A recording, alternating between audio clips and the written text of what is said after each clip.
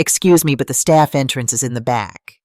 Those words, spoken in my daughter's voice but somehow stripped of any warmth or recognition, hit me like a physical blow. I stood frozen in the grand entrance of Brookfield Country Club, clutching the jewelry box I'd spent 3 months saving for, while Sarah's eyes passed over me as if I were a stranger who had wandered into her perfect day. I watched her face show not even a flicker of recognition as wedding guests turned to stare at the woman in the navy blue dress from Target. The mother she just disowned in front of Boston's elite was holding a gift wrapped in simple silver paper, my hands suddenly feeling old and exposed under the crystal chandeliers. Victoria Reynolds, Sarah's new mother-in-law, actually laughed, a delicate little tinkle like expensive crystal breaking. "Oh, darling," she said to my daughter, "your staff really should know better than to use the front entrance." I looked down at my navy dress, the nicest thing I owned, bought specifically for this day. At 63, I'd learned to shop clearance racks and make every dollar stretch. 3 months of overtime at the insurance office had paid for that dress, the gift, and the gas to drive here from Hartford. "I'm sorry," I said quietly, my voice somehow steady despite the earthquake happening in my chest. "I must have made a mistake." The security guard was already moving toward me, a kind-faced man in his 50s who probably had daughters of his own. "Ma'am, if you could just—" "Of course," I interrupted. No scene. Not here. Not in front of these people who already thought I was nothing. I turned to leave, but not before I saw Sarah's face. For just 1 second, a shadow crossed her features. She knew exactly who I was. She knew. And she'd chosen to pretend otherwise. That's when I realized this wasn't a mistake or some confusion about my appearance. This was calculated. This was deliberate. Standing there in that marble-floored country club, I felt something crack inside my chest. Not my heart. That had been breaking slowly for 2 years. No, this was my last thread of hope snapping clean in half. You'd think after raising a child for 29 years through sleepless nights and scraped knees and teenage heartbreak, you'd earned some basic recognition at her wedding. But here's the thing about rich people. They have a way of making you disappear while you're standing right in front of them. The story of how my daughter became a stranger starts 18 months earlier when she brought Eric Reynolds home for the first time. I should have seen the warning signs then. But love makes you blind to a lot of things, especially a mother's love. "Mom, this is Eric," Sarah had said, her voice different somehow, cooler, more careful, like she was auditioning for a part in a play I hadn't read the script for. Eric was handsome in that expensive way. Perfect teeth, perfect hair, perfect handshake that lasted exactly 3 seconds. "Mrs. Mitchell," he'd said, "Sarah has told me so much about you." What he meant was she'd told him enough to know I was a problem to be managed. I'd cooked all afternoon for that dinner. Pot roast, mashed potatoes, green beans from my garden, the same meal I'd made for every birthday and celebration in Sarah's life. The same meal she used to beg for when she was 8 years old and homesick at summer camp. Eric had picked at his food like he was afraid it might contaminate his trust fund.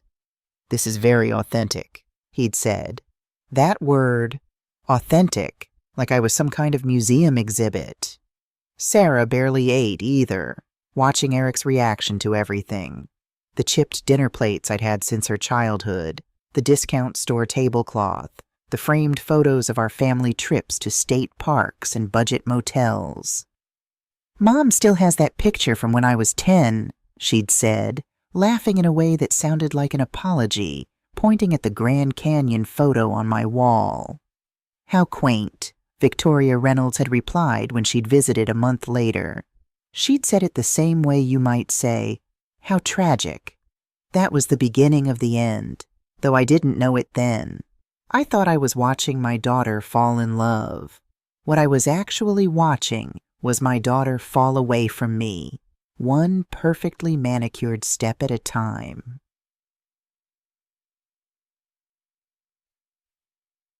The phone call came on a Tuesday evening in March. I was grading insurance claims at my kitchen table, the same table where I'd helped Sarah with homework for 12 years. When her name lit up my phone screen, my heart did that little jump it always did. No matter how old your child gets, that never changes. "Mom, we need to talk." Not "Hi, Mom," or "How was your day?" Just that flat, businesslike tone she'd been using more and more since Eric entered the picture. "Of course, honey, what's on your mind?" I set down my pen and gave her my full attention. I could hear voices in the background, expensive voices, discussing wine vintages and stock portfolios. She was at the Reynolds house again. "It's about the wedding planning. We've been thinking about the guest list, and, well, some adjustments need to be made." Adjustments. I took a deep breath. "What kind of adjustments?" "Nothing major," she said quickly. "It's just that Eric's family has certain expectations about the tone of the event. Very formal, very traditional." I waited. 40 years of being a single mother teaches you when to push and when to let silence do the work. "The thing is, Mom, your friends from work and the neighborhood might not be comfortable in that environment. It's going to be very upscale, very different from what they're used to." There it was, the knife sliding in smooth and clean. "I see. And what about your godmother, Linda? Your cousin, Patty, who drove 12 hours to help us move you to college?" "This isn't personal, Mom. It's practical. We want everyone to feel comfortable." "Comfortable? Like my family and friends were some kind of embarrassment that needed to be hidden away." "How many of my guests are we talking about removing, Sarah?" Another pause. Longer this time. "Well, we've reserved 3 seats for your side. You, Aunt Carol, and maybe Mrs. Patterson from next door since she helped raise me. 3 seats. For the woman who'd raised her alone after her father died when she was 7. 3 seats for the family that had loved her unconditionally for 29 years. "I understand," I said, though I didn't. Not really. "You're upset." "I'm processing." That night I sat in my living room looking at the photo albums spread across my coffee table. Every birthday party I'd thrown with dollar store decorations and homemade cake. Every school play I'd attended alone while other parents sat in couples. Every sacrifice I'd made to give her a good life. But apparently, none of that was good enough for the Reynolds of Boston. Meeting the Reynolds family in their natural habitat was like being dropped into a nature documentary about a species I'd only read about. Their Beacon Hill mansion, and yes, they called it a mansion, not a house, had more square footage than my entire neighborhood. Victoria Reynolds greeted me at the door wearing pearls the size of grapes and a smile that never reached her eyes. "Ava, how lovely to finally meet you properly." She said my name like it tasted of something she'd found stuck to her shoe. "Please call me Ava. Everyone does." "Oh, I couldn't possibly. Names have such importance, don't you think? They say so much about background." Wallace Reynolds, Eric's father, because apparently being Wallace Reynolds II wasn't impressive enough, barely looked up from his Wall Street Journal when we were introduced. The man had mastered the art of making you feel invisible while you were standing right in front of him. "Sarah tells us you work in insurance," Victoria said as she led me through rooms that looked like museum displays. How practical. The way she said practical made it sound like a communicable disease. "Claims adjustment," I clarified. "I help people rebuild their lives after disasters." "How noble," she murmured, steering me past oil paintings that probably cost more than my annual salary. The real fun started at dinner. They'd arranged the seating so I was between Eric's great-aunt Constance, who was 90 and mostly deaf, and his cousin Trevor, who was 35 and mostly drunk. "So, Ava," Wallace said over the soup course, "Sarah mentioned you raised her alone. That must have been quite challenging." The word challenging hung in the air like smoke from a fire they were politely pretending not to smell. It had its moments, I replied, but we managed just fine.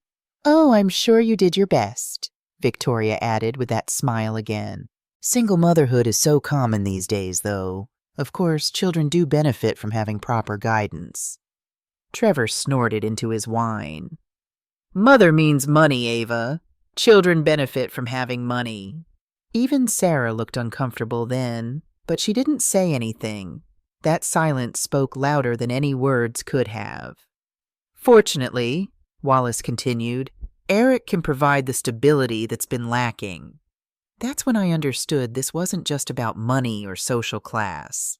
This was about erasing me entirely, replacing my 29 years of love and sacrifice with their version of what a proper family should look like.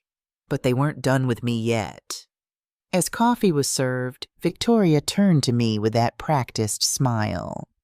Ava, we were hoping you might help us with a little wedding dilemma. The florist is being simply impossible about peonies, and I recalled Sarah mentioning you have quite the green thumb. Before I could respond, she continued, We were wondering if you might consider handling some of the simpler arrangements. The side tables, perhaps. Nothing too visible, of course. I caught Sarah's eye across the table. She was studying the rim of her coffee cup as if it contained the secrets of the universe. I'm sorry, Victoria, I said, my voice steady. I'm not a florist. I just grow vegetables in my backyard. Oh, Victoria's smile didn't falter. How sensible. Well, perhaps you could help with something else then. Something behind the scenes. Behind the scenes. Not beside my daughter on her wedding day, not walking her down the aisle or helping her into her dress. Behind the scenes, where no one would have to see the discount store mother who didn't belong. I excused myself early that night, claiming an early start at work the next day. Sarah walked me to my car, the first time we'd been alone all evening. They're just old-fashioned, Mom, she said, hugging herself against the spring chill. They don't mean anything by it. Don't they? I looked at my daughter, really looked at her. The designer clothes she couldn't possibly afford on her teacher's salary, the new highlights in her hair, the way she stood differently now, like she was always posing for a photograph no one was taking. This is important to me, she said, her voice tight. Eric's family, they have connections. They can give me opportunities I would never have otherwise. And what do they want in return? She didn't answer, which was an answer in itself. Just try, Mom. For me, please. She kissed my cheek, a butterfly touch that felt like goodbye. I love you. As I drove home that night, I wondered if love was enough anymore, if it had ever been. The morning of the wedding arrived gray and drizzling, which seemed appropriate for what was about to become one of the worst days of my life. I'd woken up at 5:00 a.m. with stomach cramps that had nothing to do with the toast I couldn't force down. My navy dress hung on the closet door like a flag of surrender. 3 months of overtime for a dress that cost less than what Victoria probably spent on lunch, but it was clean, pressed, and dignified. It was the best I could do.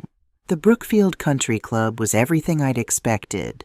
All marble columns and crystal chandeliers and staff who'd clearly been trained to spot people who didn't belong from 50 yards away. I parked my 12-year-old Honda between a Mercedes and a BMW, feeling like I was contaminating the parking lot. Inside, the lobby buzzed with pre-wedding energy. Women in designer dresses that cost more than my monthly rent kissed air near each other's cheeks. Men in $1,000 suits discussed golf handicaps and market portfolios. I stood near the gift table, clutching my present, a hand-carved jewelry box I'd found at an antique shop in Hartford. The wood was maple, warm and golden, with tiny roses carved into the lid. I'd spent weeks looking for something that felt special enough for my daughter's wedding day. Oh my, I heard Victoria's voice before I saw her. She was talking to a cluster of women, her voice carrying just far enough for me to catch the words. Such an interesting mix of guests today. Sarah has such a generous heart, including everyone. The way she said everyone made it clear exactly who she was talking about. I pretended to study the gift table, reading name tags on elaborately wrapped packages from Tiffany and Cartier. My antique jewelry box looked modest beside them, but it was chosen with love, which had to count for something. That's when Sarah appeared, floating down the marble staircase in her wedding dress like something from a fairy tale. She was beautiful. My baby girl all grown up, radiant with happiness. For a moment my heart swelled with pride and love. This was my daughter, the little girl I'd rocked to sleep every night, the teenager I'd helped through heartbreak, the young woman I'd cheered through college graduation. Then she saw me, and that's when I watched my daughter's face go completely blank, like someone had just erased every memory of the woman who'd raised her, the woman who was about to pretend she'd never seen me before in her life. The transformation was subtle but complete. I watched Sarah's posture change, her chin lifting slightly, her eyes sliding past me like I was part of the wallpaper. She'd been practicing this moment, I realized. This wasn't spontaneous cruelty. This was calculated. "Sarah, darling." Victoria appeared at her side, air-kissing her new daughter-in-law. "You look absolutely radiant. Everyone is so excited to meet you." They moved through the crowd like royalty, accepting congratulations and compliments. I stayed by the gift table, still holding my present, watching my daughter charm people who wouldn't have given me the time of day. "Ma'am," a young server appeared at my elbow. "The ceremony is about to begin. Would you like me to show you to your seat?" "Yes, please." She led me through the crowd, past clusters of Reynolds' family and friends, toward the back of the room. My seat was in the last row, behind a pillar that partially blocked the view of the altar. Row after row of Reynolds and their society friends filled the front section. 3 chairs in the back corner held the representation of my entire side of the family: me, my sister Carol, who'd driven down from Vermont, and Mrs. Patterson, my elderly neighbor who'd practically helped raise Sarah. "Well," Carol whispered as she sat down beside me, "this is cozy. Leave it to my sister to find humor in humiliation." She took in the scene with the sharp eye of a woman who'd spent 40 years teaching middle school. "Did you see the gift table?" she asked quietly. "There's a present there from the governor of Massachusetts." "Really?" "Also one from some British lord whose name I can't pronounce." The string quartet began playing, and everyone stood as the processional started. Bridesmaids in matching pink dresses glided down the aisle, followed by the flower girl, Eric's niece, a tiny blonde thing who scattered rose petals like she was blessing the ground. Then came Sarah, walking alone down the aisle. Her father had died when she was 7, and I'd always assumed I would walk her down the aisle, or at least that she'd walk alone in his memory. But apparently Wallace Reynolds had offered to escort her, and she'd accepted. She'd chosen her new father-in-law over the mother who'd raised her alone. As she passed our row, I caught her eye for just a moment. There was something there, a flicker of recognition, maybe even regret. But it vanished so quickly I might have imagined it. The ceremony was beautiful and cold, full of readings about tradition and family legacy. When the minister asked if anyone objected to the marriage, a nervous laugh rippled through the crowd. I stayed silent, of course, but in that moment, I wondered what would happen if I stood up and said, "I object to my daughter pretending I don't exist." Instead, I watched her promise to love and honor a man whose family had just spent 6 months systematically erasing me from her life. And then they were married, and it was time for the reception. That's when the real humiliation began. The cocktail hour was where the Reynolds family really showed their teeth. I'd barely entered the reception area when a woman in a silver dress and enough diamonds to fund a small country approached me with a smile that could freeze champagne. "You must be Ava," she said. though we'd never been introduced. Word travels fast in rich people circles, apparently. I'm Elizabeth Ashworth, Victoria's sister. I understand you're helping with the service today. Helping with the service? Not the mother of the bride, not even a guest. The woman actually thought I was working the wedding. Actually, Oh, wonderful, she interrupted, pressing an empty champagne flute into my hands. Could you be a dear and get me another? The Dom Perignon, not the regular champagne. I can tell the difference. I stood there holding her glass like an idiot, while she fluttered away to rejoin her cluster of society friends. Around me, the reception hummed with laughter and conversation. Crystal glasses clinked. Designer heels clicked across marble floors, and nobody seemed to notice that the mother of the bride was being treated like the help. Well, almost nobody. Ma'am? A real server approached me, confused. She was a college-aged girl with kind eyes and the harried look of someone working 3 jobs to pay for school. Are you okay? You look a little lost. Just finding my bearings, I replied, setting down the champagne flute on a nearby table decorated with white orchids that probably cost more than my monthly grocery budget. The server glanced around nervously, checking to make sure her supervisor wasn't watching. I don't mean to be rude, but my supervisor mentioned there might be some confusion about staff today. Are you supposed to be working this event? Even the actual staff could tell I didn't belong with the guests. That's when the full scope of my daughter's betrayal hit me like a freight train carrying pure humiliation. She hadn't just excluded my friends and family from her wedding. She'd arranged for me to be mistaken for hired help. The woman I'd raised alone, put through college while working 2 jobs, loved unconditionally for 29 years, had orchestrated my public humiliation down to the smallest detail.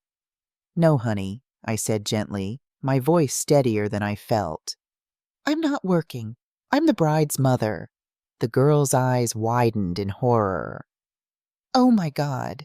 I'm so sorry. I had no idea. Mrs. Reynolds told us that all the family was seated at the head table. So when I saw you back here, she trailed off, realizing she was making it worse. Mrs. Reynolds, my daughter was already Mrs. Reynolds, and she'd made sure everyone knew that the family worth acknowledging was sitting at the front of the room in their designer gowns and custom-tailored tuxedos. It's not your fault, I assured the server. It seems like there's been some miscommunication all around today. That was putting it mildly. What had happened today wasn't miscommunication. It was character assassination. That's when I saw Sarah across the room, laughing at something Eric whispered in her ear. She looked radiant, happy, completely unburdened by the fact that she'd just erased the woman who'd given her life. Her dress probably cost more than I made in 6 months, and she wore it like armor against her past. But I'd been underestimating my daughter, apparently, because as I watched her navigate that crowd of sharks in designer clothing, I realized she'd been planning this humiliation for months. Every excluded friend, every reduced guest list, every calculated slight. It had all been building to this moment where I would stand in a corner, invisible and irrelevant, while she began her new life as someone who'd never had a mother at all. The worst part? She was good at it. My little girl, who used to cry when she accidentally stepped on ants, had become a master manipulator who could destroy someone's dignity without even blinking.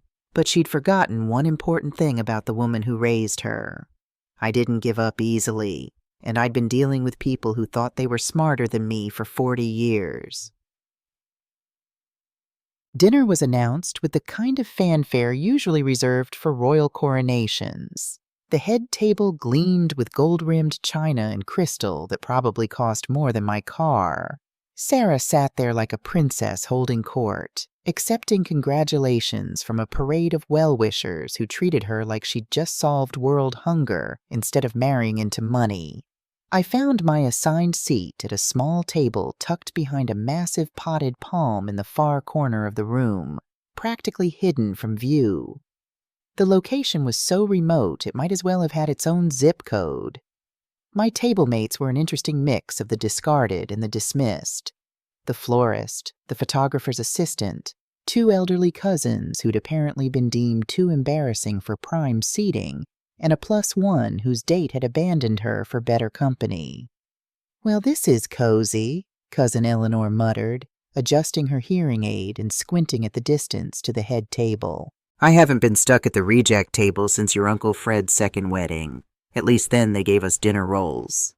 The irony wasn't lost on me. I was sitting with the people who'd actually contributed something meaningful to this wedding. Flowers that filled the room with beauty. Photos that would preserve memories. Decades of family history that apparently meant nothing to the bride. Meanwhile, the head table was full of people whose only contribution was their bank account balance and their ability to look down their noses at working-class people.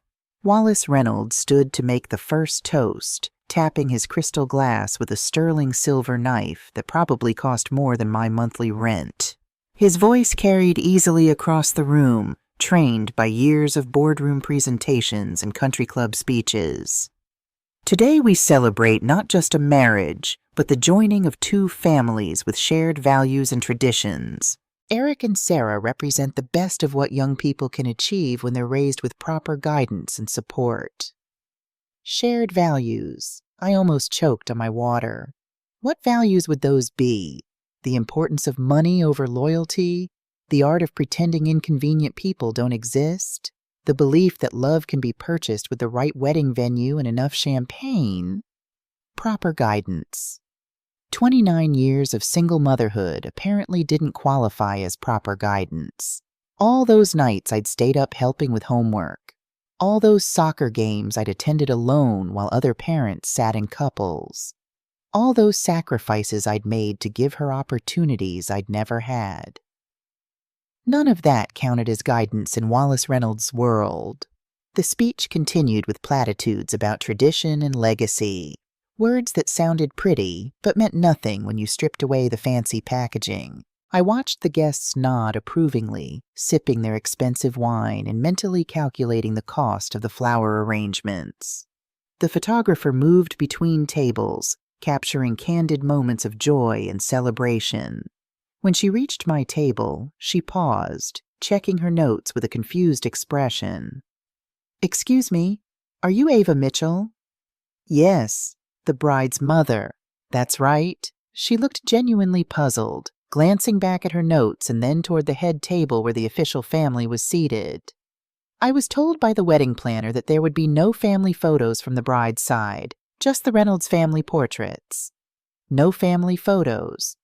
My daughter had made sure that her wedding album would contain no evidence that I'd ever existed. Future generations of Reynolds would flip through beautiful pictures of this day and never know that the bride had been raised by a woman who'd loved her enough to work 2 jobs and give up her own dreams so Sarah could have everything she wanted. "I see," I said calmly, though inside I felt something cold and sharp settling in my chest. "Well, perhaps you could take one quick photo of our table, for the record." The photographer smiled sympathetically and raised her camera. As the flash went off, I thought about all the photos that would be missing from this wedding. No mother-daughter getting ready shots. No tearful moments of a mother helping her daughter into her dress. No traditional family portraits showing 3 generations of women. No mother-daughter dance where I would have told her how proud I was of the woman she'd become.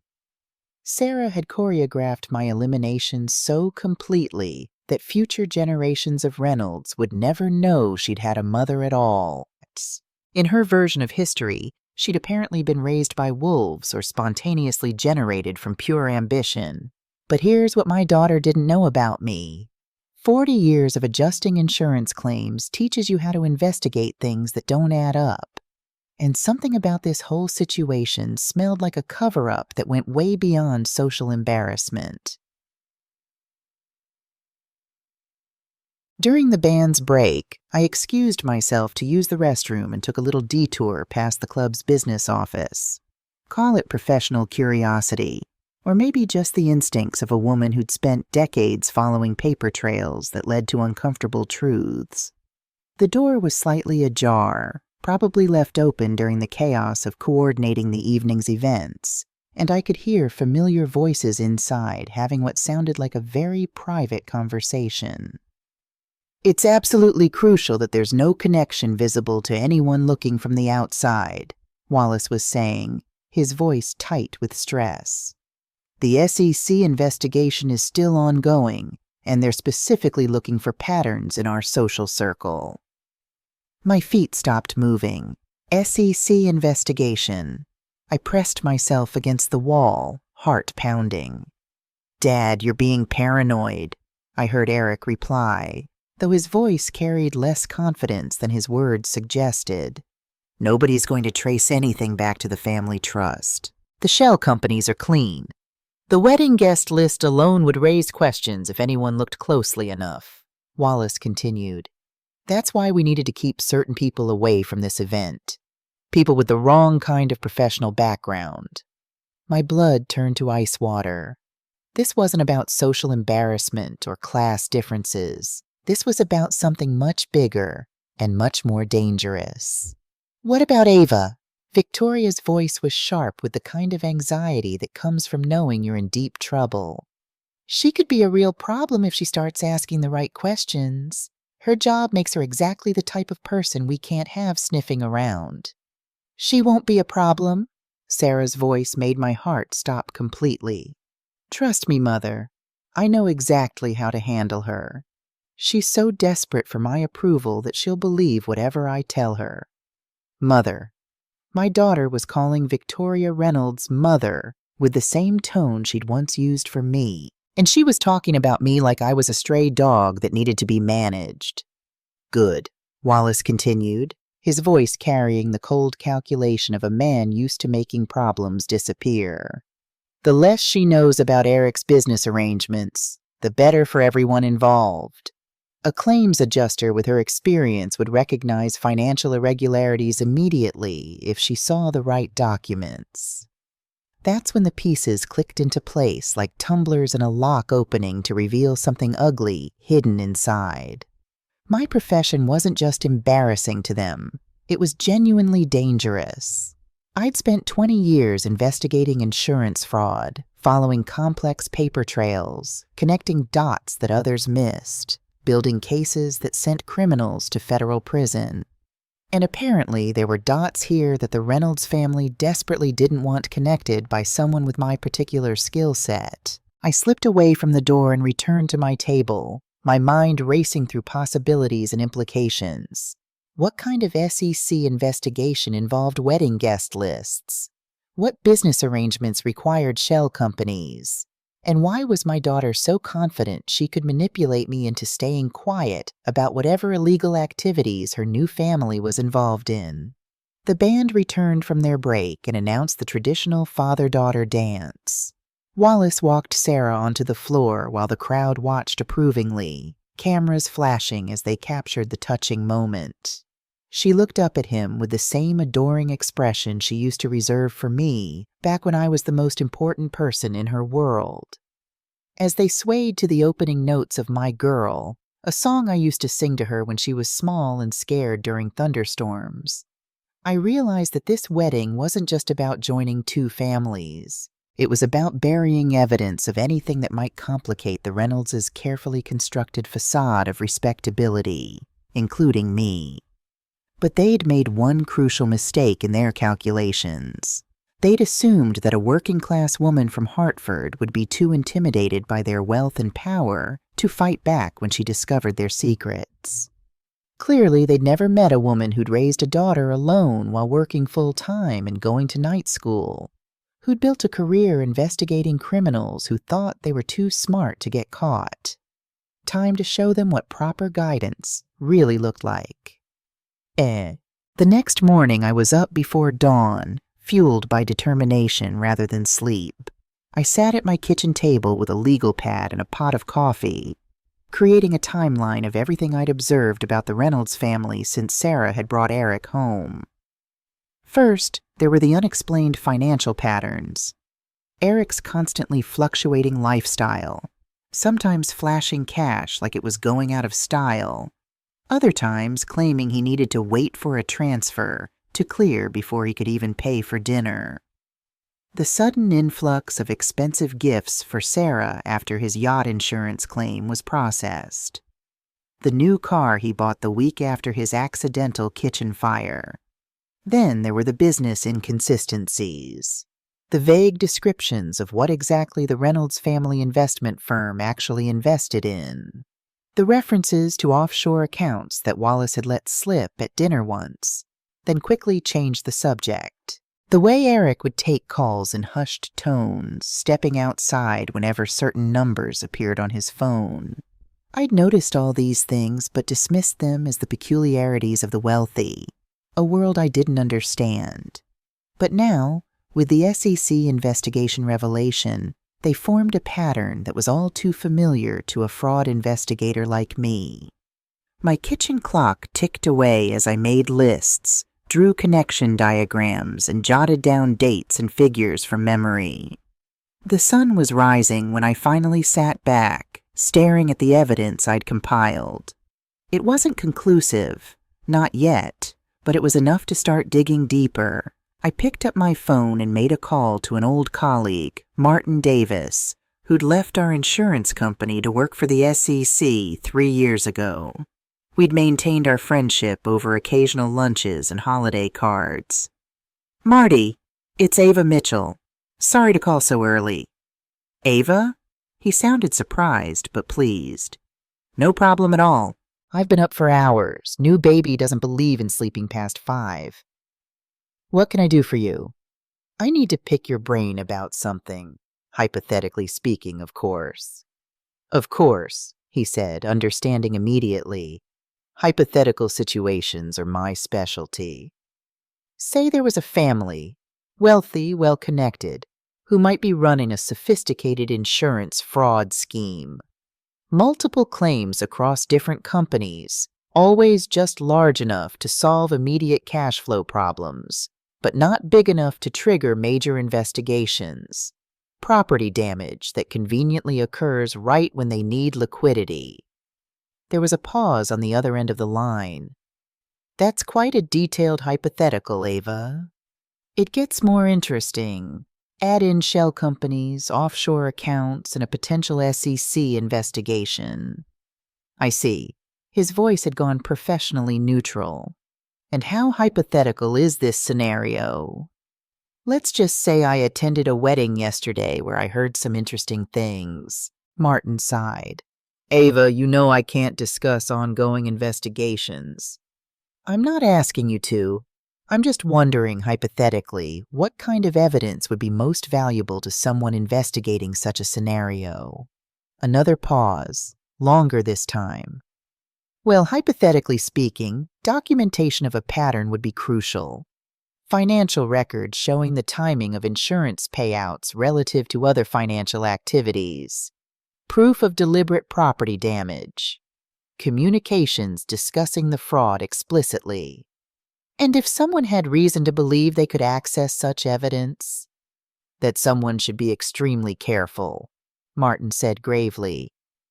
"People who commit financial fraud at that level don't typically take kindly to being exposed, especially by family members." I thought about the cold, calculated way Wallace had spoken about me, the dismissive tone Victoria had used, the casual cruelty of my own daughter calling someone else mother. "Understood. One more hypothetical question, Marty. If someone were to gather such evidence, how would they safely get it to the right people?" "Hypothetically, they could submit an anonymous tip through the SEC website, or they could reach out to a trusted contact within the agency.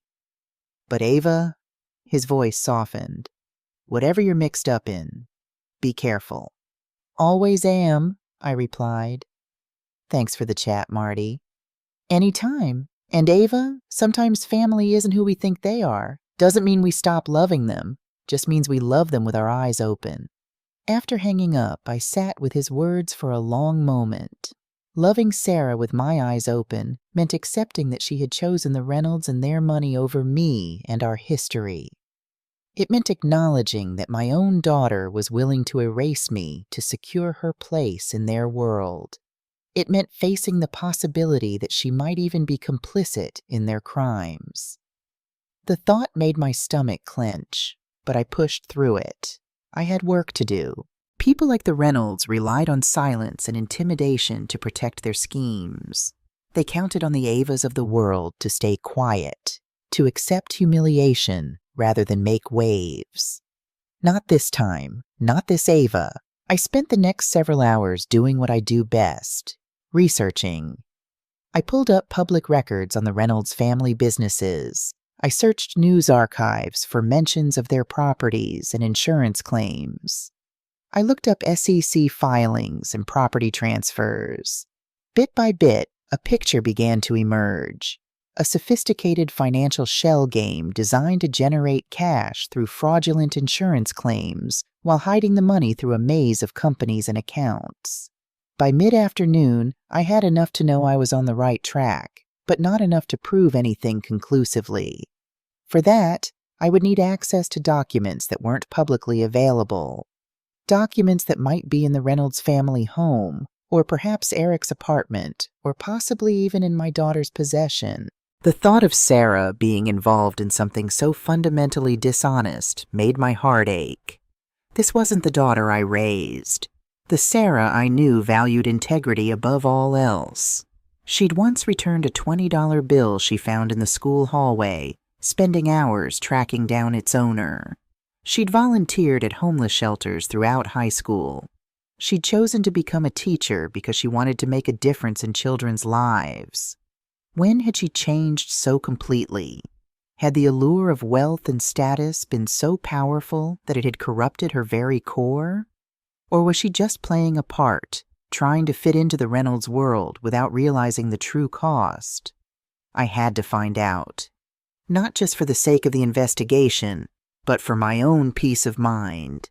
I needed to know if there was anything left of my Sarah beneath the polished surface of Mrs. Eric Reynolds. The wedding gift, the maple jewelry box I'd selected so carefully, sat on my counter, still wrapped in its silver paper.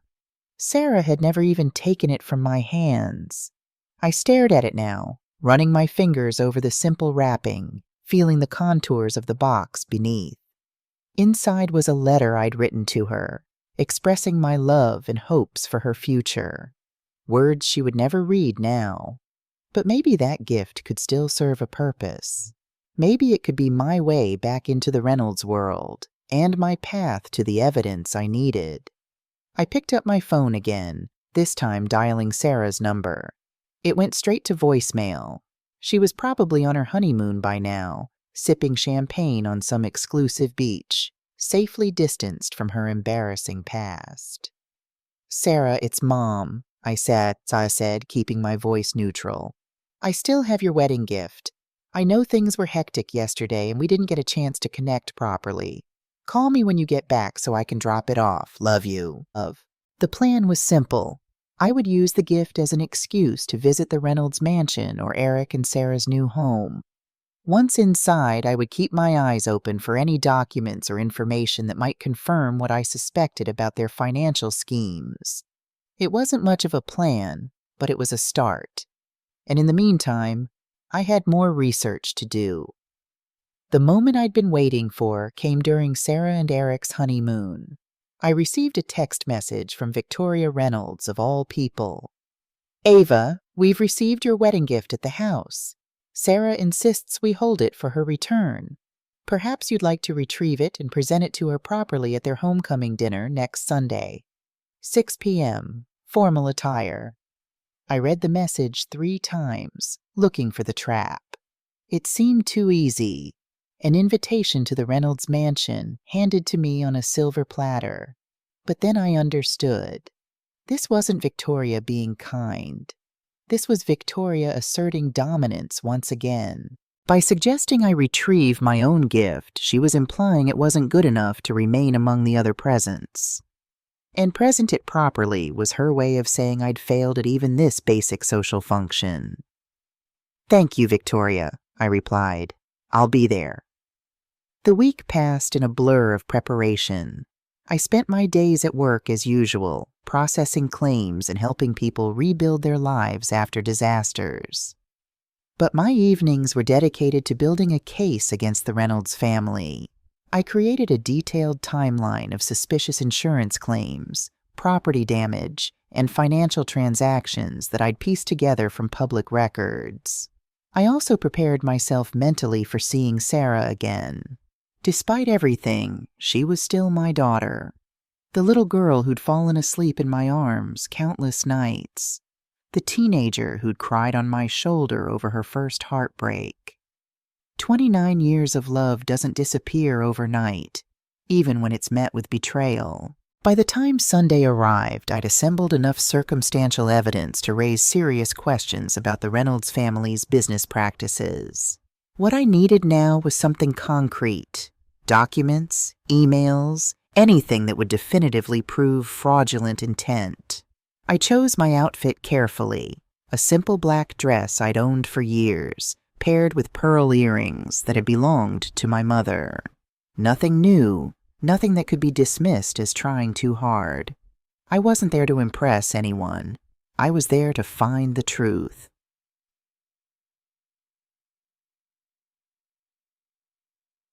The Reynolds mansion looked even more imposing in the golden evening light. Tall windows gleamed like eyes, watching my approach. I parked my Honda at the far end of the circular driveway, away from the line of luxury vehicles that probably cost more than my entire retirement fund. The butler, yes, they actually had a butler, opened the door before I could knock. "Ms. Mitchell," he said. Ed, not bothering to hide his assessment of my appearance. "The family is gathering in the south parlor." South parlor. As if they needed to specify which parlor. I followed him through the marble foyer, past priceless artwork and antiques that probably had their own insurance policies. Victoria Reynolds was holding court in a room larger than my entire first floor, surrounded by what appeared to be extended family and close friends. She wore a midnight blue evening gown and enough diamonds to fund a small nation's economy. "Ava," she said, her voice carrying just enough volume to draw everyone's attention to my arrival. "How punctual of you." "Thank you for the invitation, Victoria," I replied evenly. "Of course. Family is so important, isn't it?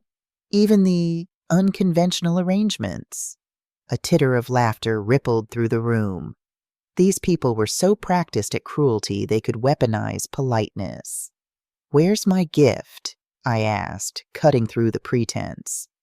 "I'd like to have it ready for Sarah when she arrives." Victoria's smile tightened almost imperceptibly. "Wallace has it in his study. Second floor, end of the hall. He wanted to speak with you anyway. Something about insurance, I believe." My pulse quickened.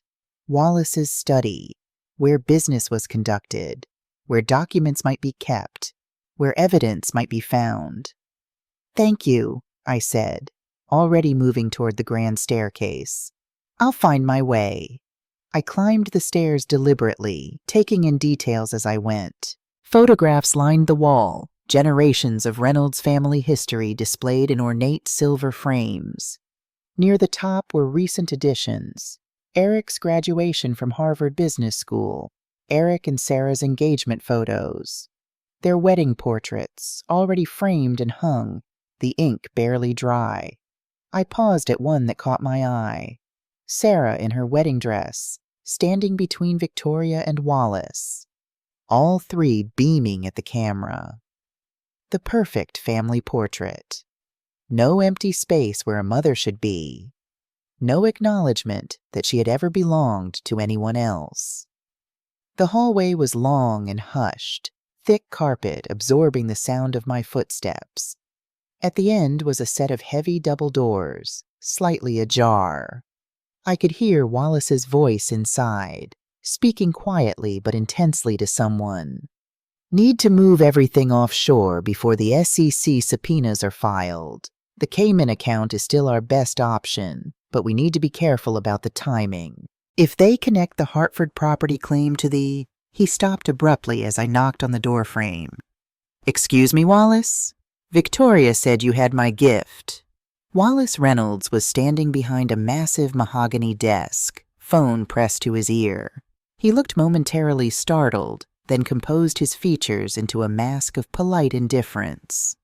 "I'll call you back," he said into the phone, then set it down carefully. "Ava." "Yes." "Please come in." I entered the study, taking in every detail. Floor-to-ceiling bookshelves lined one wall, filled with leather-bound volumes that probably hadn't been read in generations. A wet bar occupied another corner, crystal decanters catching the light from a Tiffany lamp. And everywhere evidence of wealth, awards, photographs with politicians, rare artifacts displayed in glass cases. "Victoria mentioned you wanted to speak with me about insurance," I prompted, moving closer to his desk. My eyes scanned for any visible documents, any files left open. "Yes," Wallace said, closing a folder on his desk and sliding it into a drawer. "I've been reviewing our family policies recently and thought you might have some professional insight." "I'd be happy to help," I replied, noting which drawer he'd used. "It's what I do, after all. Help people understand what they're covered for." He gestured to a chair across from his desk. "Please sit. Can I offer you a drink? Scotch? Brandy?" "No, thank you." I remained standing. "I'd prefer to stay clear-headed. Insurance can be so complicated, don't you think? All those claims, policies, exemptions. It takes years of training to spot patterns that might indicate problems." Wallace's eyes narrowed slightly. "Indeed, though I'd imagine most of your work involves fairly straightforward cases. Natural disasters, home fires, car accidents." "You'd be surprised," I said, holding his gaze. "I specialize in fraud investigation. You'd be amazed how often people think they can get away with filing false claims, setting up elaborate schemes to collect insurance money they're not entitled to." The temperature in the room seemed to drop 10 degrees. "Fascinating," Wallace said, his voice carefully neutral. "And how does one identify such schemes?" "Patterns," I replied. "It's always about patterns. A series of convenient accidents. Property damage that occurs just when cash is needed. Claims filed through different companies to avoid detection. But eventually the truth comes out. It always does." Wallace studied me for a long moment, then smiled, a cold, calculating expression that never reached his eyes. "Your gift is on the side table. Sarah and Eric should be arriving shortly. Shall we join the others downstairs?" I picked up the jewelry box, still in its silver wrapping. "Actually, I'd like to freshen up first. Could you point me to a restroom?" "Of course. Third door on your left, back down the hallway." "Thank you." I moved toward the door, then paused. "Oh, and Wallace? Those insurance claims you were discussing on the phone, the Hartford property and the offshore accounts? You might want to be careful about that. The walls have ears, as they say." I left him standing there, his face a study in controlled panic. As I walked down the hallway, I passed the bathroom and continued to a room with its door partially open. A quick glance inside revealed a home office, smaller than Wallace's study, but just as meticulously organized. Framed diplomas on the wall identified it as Eric's space. I slipped inside and closed the door quietly behind me. My heart was racing, but my hands were steady. 40 years of investigating fraud had taught me how to work quickly and methodically. I started with the desk. Neat stacks of papers, a leather planner, and a closed laptop. The planner revealed nothing unusual, just business meetings and social engagements. The papers were mostly related to legitimate Reynolds family businesses. Then I noticed a file cabinet in the corner. Locked, of course. But years of working with homeowners who've lost their keys in disasters had taught me a few tricks. I removed a hairpin from my updo and had the simple lock open in under a minute. Inside were color-coded folders, organized by year and project.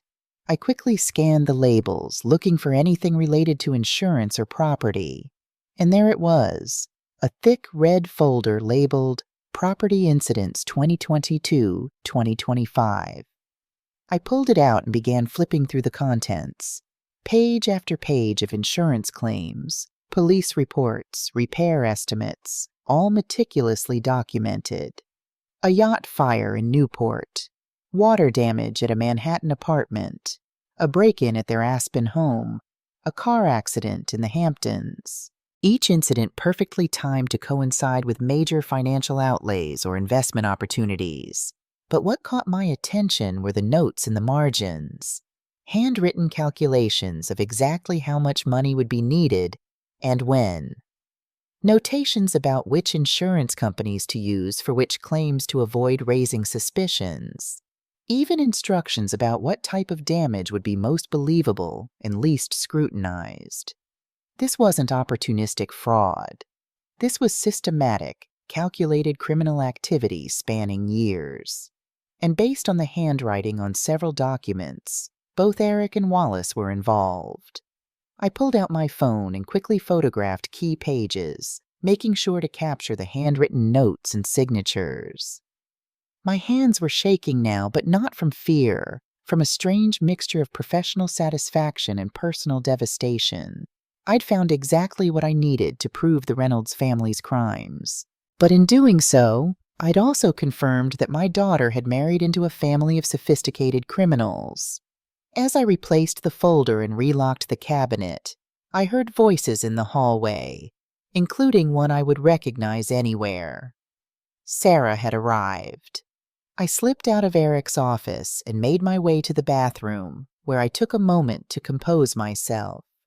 In the mirror, I saw a woman I barely recognized, someone who looked far older than her 63 years, with shadows under her eyes and tension in every line of her face.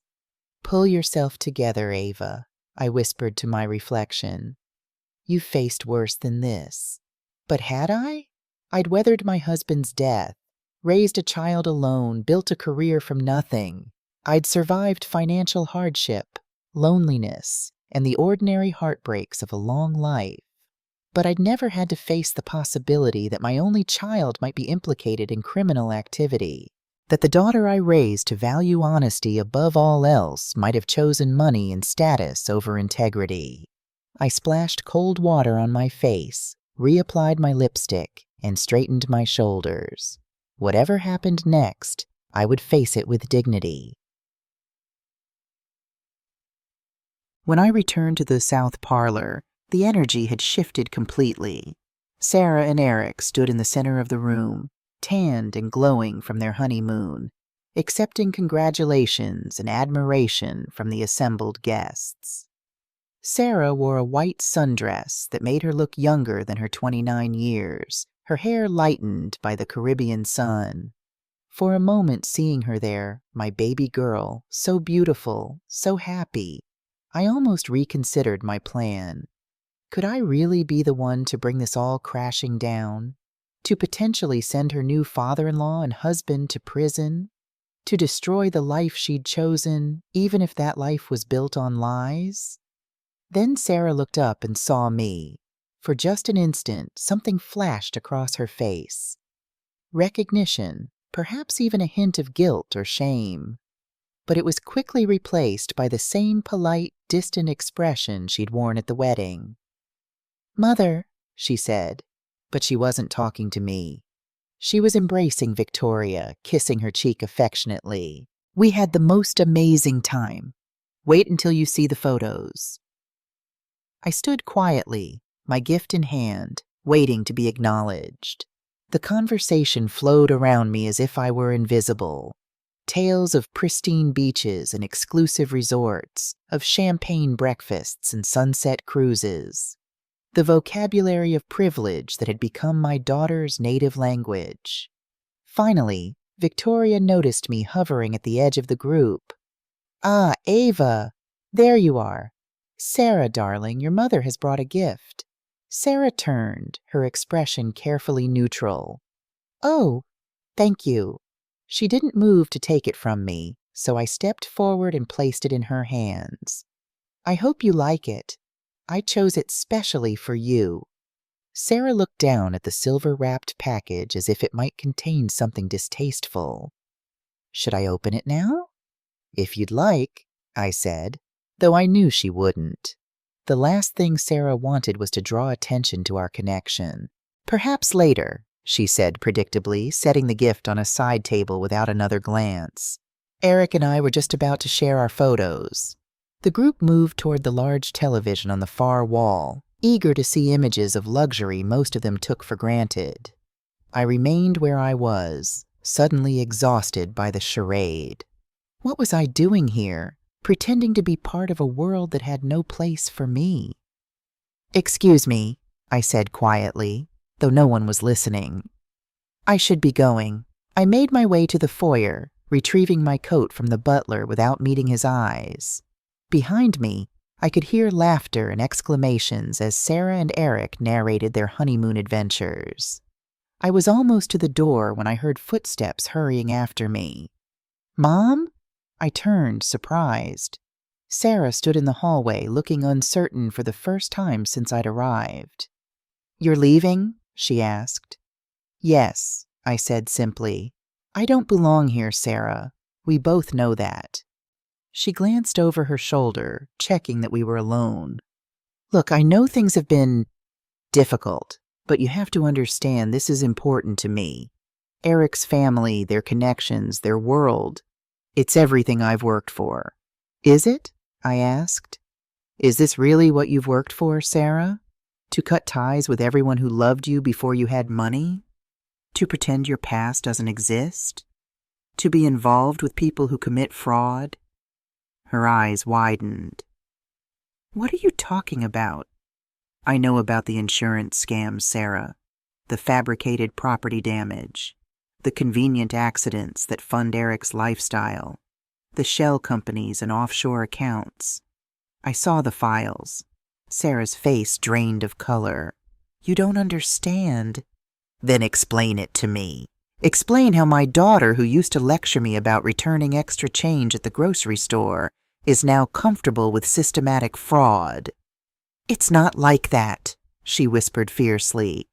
"Eric's father has a creative approach to business, yes, but they're not bad people. They've welcomed me into their family." "By erasing me from yours," I said, the hurt finally breaking through my composed facade.